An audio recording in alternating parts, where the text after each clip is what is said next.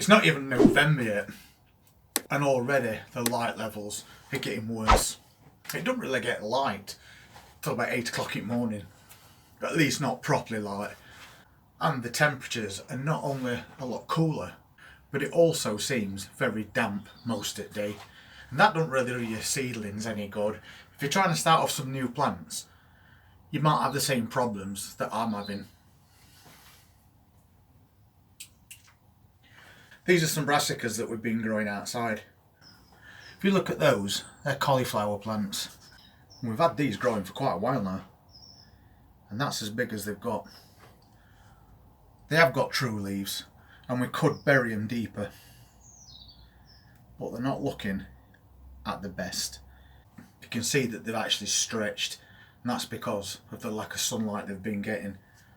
And then I've got this little container, which once again we sowed the seeds for a week or so ago, and we have got some germination in there, albeit very small. They're little gem lettuces, and you can see we've only just got the start of those plants. There's only 2 leaves on each one, and there's no true leaves whatsoever. And once again, the container always seems to be damp. You'll start and get mould growing on top of your compost, and that's really annoying. But there's not much you can do about that, unless you want to grow your plants indoors. But these are far from being ready to prick out and move on, just so we can get ourselves a little bit of side salad between now and Christmas. And looking at this tray, we're not going to be getting so much as a leaf until probably March next year. So I think I'm just going to try and encourage these plants to grow by giving them a little bit of extra warmth and some extra lighting. And I know that a lot of people are thinking, because of the energy crisis, they can't really afford to have lights running to maybe grow a couple of lettuce.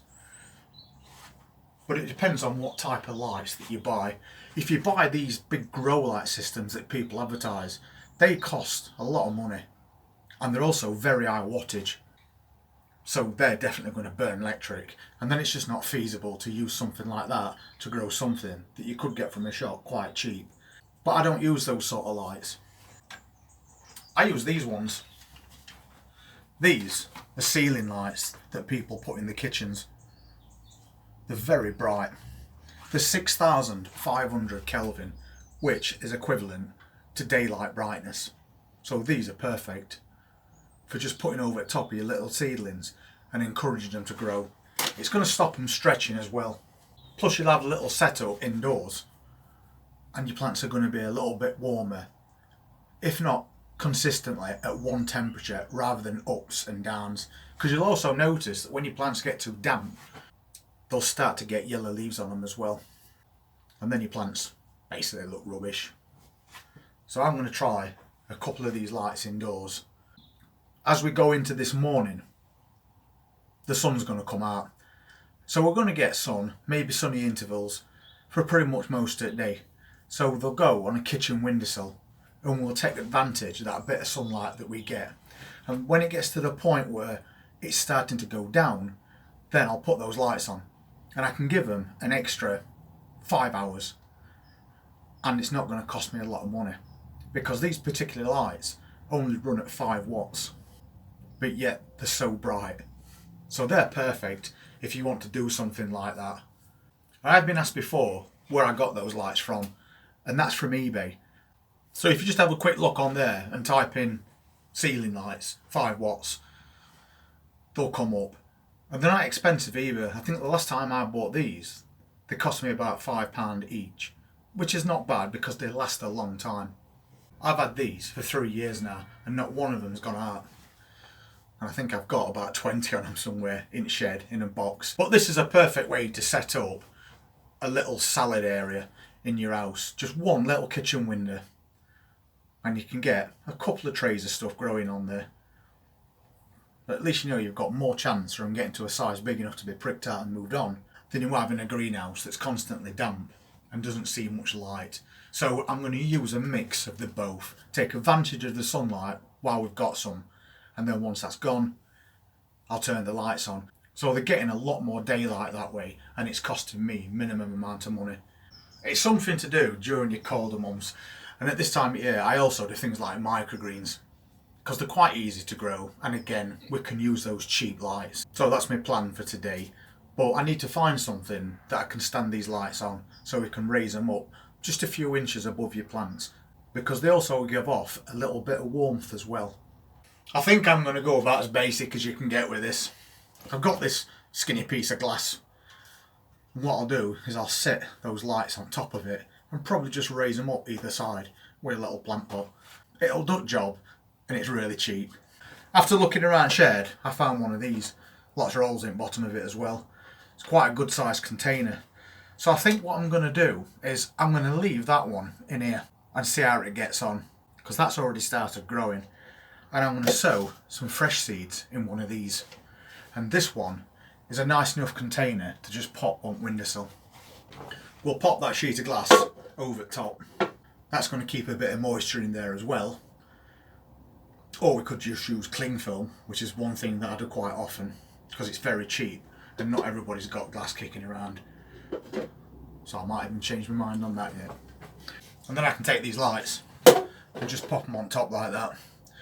And there's room to put 2 lights on top of there. So we could just part fill this container, leave a couple of inch, so that when we put these lights on top, the seedlings are going to be really close to them, which should make them grow that bit faster.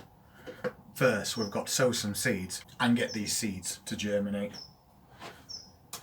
So what I'll do is a multi-sown salad planter, so then we can just keep taking leaves off it, like we were doing during summer.